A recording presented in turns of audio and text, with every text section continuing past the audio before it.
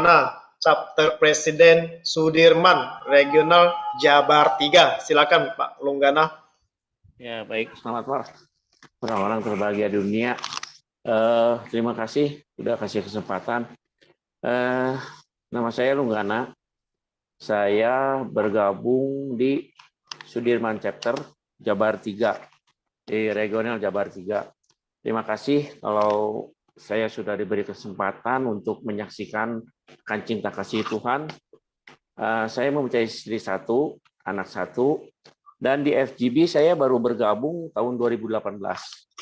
Jadi persis November ini 4 tahun. Jadi 2018 dibentuk November, sekarang November, jadi pas persis 4 tahun. Jadi masih baru ya, saya kira itu masih baru, dan saya juga diangkat sebagai chapter presiden dengan penunjukan dari Pak Freddy NVP Jabar B ya.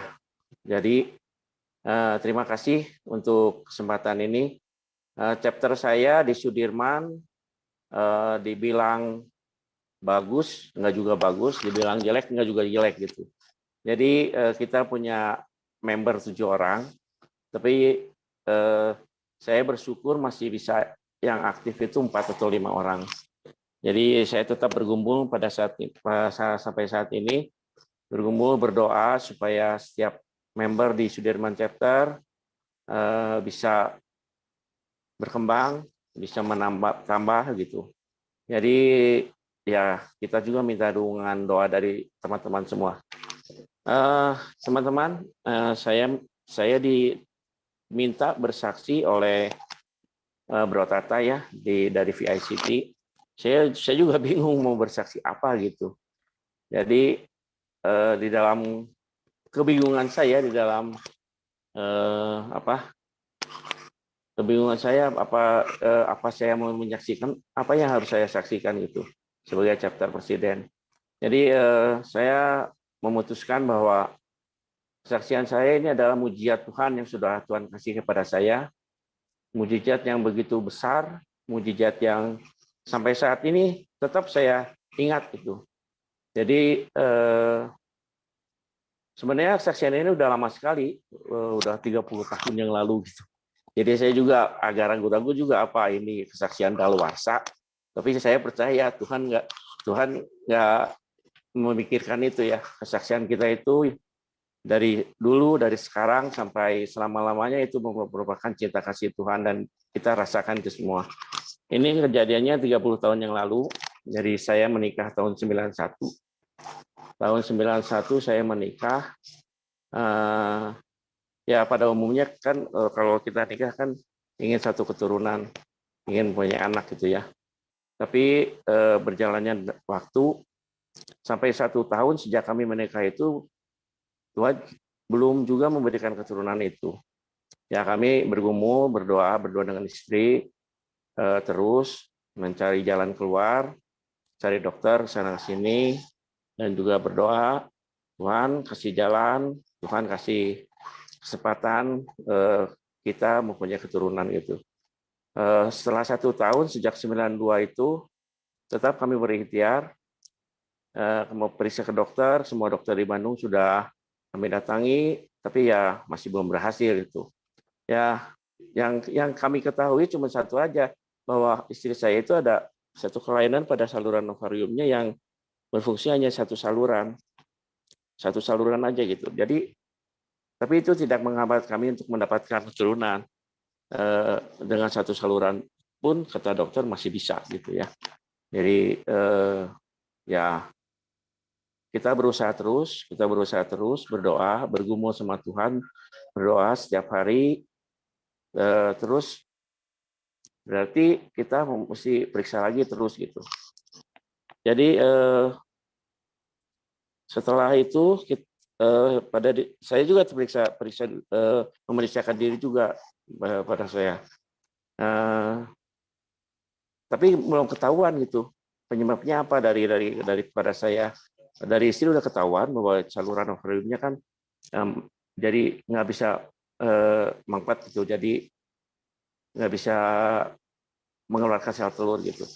Jadi bergantung dari satu. Saya juga sama berusaha untuk memeriksakan diri daripada diri saya. Jadi saya nggak tahu gitu kendalanya apa. Satu hari saya dapat info dari teman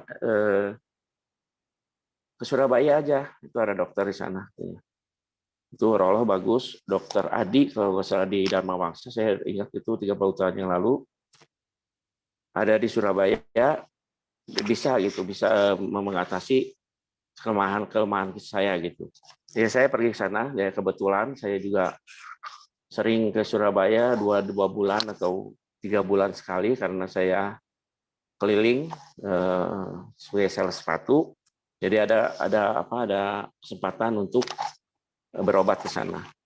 Ya saya pergi ke Surabaya, periksa, konsultasi. Ternyata setelah periksa darah pada diri saya itu ada kelainan hormon.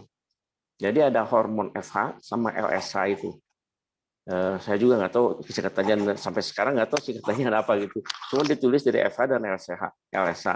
Jadi hormon itu seharusnya yang FH itu harus nilainya itu kecil.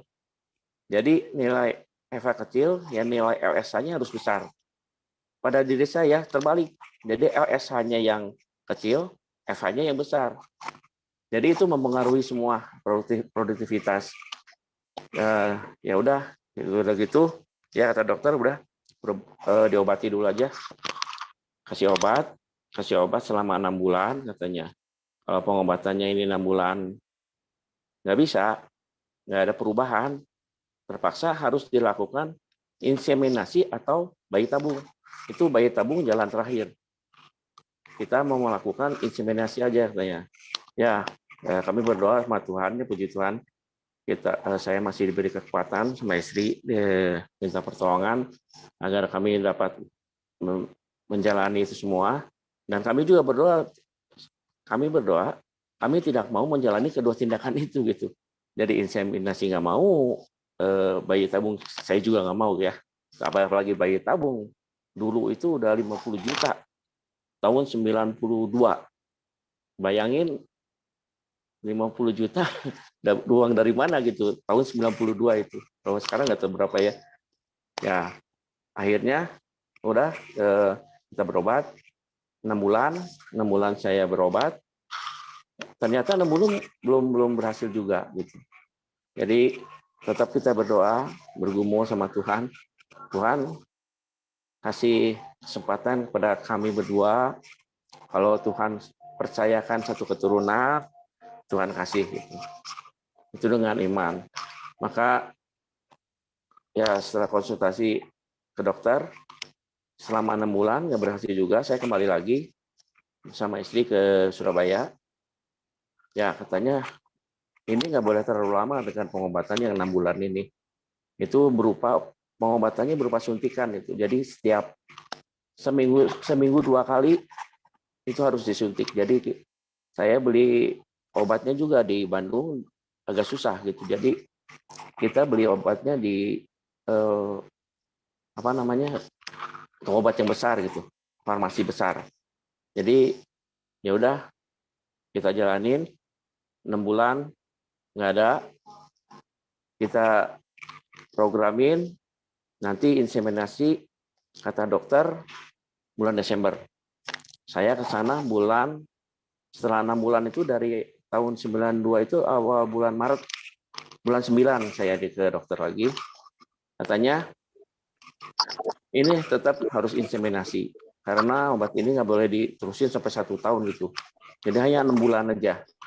Jadi ya apa boleh buat kita lakukan tindakan inseminasi dulu aja. Saya sama istri dijadwalkan nanti bulan Desember ya, pertengahan ya, tanggalnya udah ditentuin.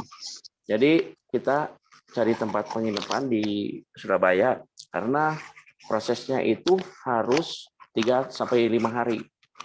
Jadi kita cari kosan, kita udah dapat kosan, udah beres, kita pulang. Nanti udah dijadwalkan tanggal segini. Udah itu bulan September. Jadi kita tetap berdoa Tuhan kasih pertolongan pada kami, usaha kami Tuhan kasih kelancaran, terus berdoa. Ya pas bulan November, puji Tuhan, kami bersyukur Tuhan beri jalan yang saya pikir juga udah nggak mungkin gitu. Selain inseminasi, kalau nggak bayi tabung. Itu antara dua, nggak, itu paling terakhir gitu. Dan kami berdua nggak mau sampai ke situ. Dari dulu juga tetap kita usahakan secara normal gitu. Jadi bulan September sampai, ya ini mujizat Tuhan yang saya alami itu. Bulan November, sebelum 1 bulan sebelum kita jadwal untuk inseminasi di Surabaya, ternyata istri saya positif November. Puji Tuhan. Amin. Itu Ya. berkat Tuhan yang begitu besar bagi saya gitu. Jadi kalau sekarang positif takut ya, karena COVID. Positif sekarang justru dulu kita pasti saya positif, saya bersyukur pada Tuhan. Tuhan, aduh, benar-benar ini mujizat Tuhan yang begitu besar, yang ya nggak bisa ngomong. Saya bersyukur aja kepada Tuhan. Kita nggak usah melakukan tindakan inseminasi, kita nggak usah melakukan bayi tabung, tapi Tuhan udah kasih kita normal gitu. Itu berkat Tuhan yang begitu besar bagi saya selama hidup saya ini. Nah, anak saya sekarang udah 29 tahun, seorang laki-laki, dan itu mujizat Tuhan juga terjadi pada anak saya sampai sekarang gitu. Dia bisa sekolah bisa kerja di Jerman sekarang. Dia dengan kondisi kita masing-masing juga bukan pengusaha, bukan orang kaya, tapi saya bersyukur bahwa Tuhan kasih jalan bagi anak saya itu. Sekarang anak saya tinggal di Jerman udah 4 tahun. Jadi dia kerja di sana. Itu ya, saya juga merupakan mujizat Tuhan yang begitu besar bagi saya. Berkat Tuhan yang begitu besar. Jadi itulah apa yang kita lakukan untuk Tuhan. Saya di gereja di Shalom di Bandung. Saya melayani Tuhan itu dari umur 82 sampai sekarang gitu. Jadi ya semua yang Tuhan kasih karena kita mengandalkan Tuhan, karena kita mengandalkan kekuatan dari Tuhan. Di dalam Filipi 4:13, segala perkara yang dapat kutanggung di dalam Dia yang memberi kekuatan kepadaku. Itu kesaksian saya. Terima kasih teman-teman. Salam. Terima kasih. Ya, thank you Pak Lungga. Nah, ya Bro Edi Ceng, silakan untuk menambahkan. Ya, kesaksian Pak Lunggana ini mengenai mujizat ya, mujizat masih ada ya. Kita percaya Pak, jadi setiap orang itu kalau menanti dan setia pasti akan lihat mujizat Tuhan. Ya, saya sangat diberkati Pak Lunggana. Yang paling luar biasa adalah 30 tahun sudah mengenal Tuhan Yesus, Pak. Itu yang luar biasa perjalanan Tuhan. Ya. 35 tahun saya udah mulai ini Tuhan sampai sekarang. Luar biasa, luar biasa. Udah John, dari saya itu aja. Pak Robertus ada tambahan? Sudah cukup lengkap sebenarnya. Thank you Pak Lunggana udah sharing malam hari ini pengalaman yang begitu luar biasa. 91 saya mungkin baru si TK. Belum masuk TK juga kayaknya saya. Tapi tentu perjalanan yang Pak Lunggana tadi ceritakan semua itu memberikan inspirasi buat saya, khususnya dari Young Movement gitu ya. Thank you Pak Lunggana untuk sharingnya. Ya, thank you Pak Lunggana, kuasa doa ya. Oke, teman-teman, tangannya dong, beri plus buat Pak Lunggana dari Regional Jabar 3. Masih Pak Lunggana. Oke, saya akan mengundang